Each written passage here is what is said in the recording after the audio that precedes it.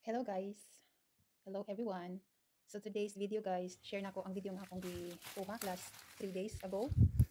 Nag-harvest ni og strawberry kay season na siya. Need na gid siya kuhaon guys kay kuno mo siyang pasagdan malata ra siya. So kani ang among pag-harvest guys, kuhaon gyapon namo ang mga daot kay katong mga daot na nga strawberry para sa chicken. So dinhi ko na kaibalo guys nga ang strawberry dili lang isa ka size kung unsa tong makita sa grocery or unsa ba na nato makita sa merkado. Naa din na siya gagmay dagko pagid kaayo.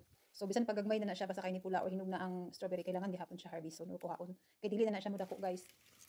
So mao na siya nalingaw ko kuha ng adlaw kay kusog pagid kay ang hangin. So kung makikita mo anang net nga among gitambon para na siya nga dili kasulod ang mga langgam.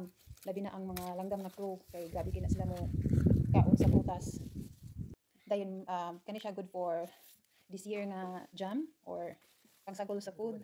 And kailangan ko siya mapaspasan og harvest kay hapit na ang winter time. So mo na siya guys kana ding so kini day siya guys tinanom ni siya nga kuan strawberry. Ang katurang cloudberries o blueberries mutubo na siya sa lasang. So muna ilahang golden treasure kay gitawag ang berries sa lasang mutubo na siya sa kinaiyahan kumbaga. So mao na siya guys ang kanang blueberries cloudberries ako ra pud na siyang gi-harvest ato sa ato kos lasang. Then pagkahapon nag-harvest din mi og strawberry. I think kana adlaw na ami bisita. So maura na siya guys. Thank you for watching. Follow for more.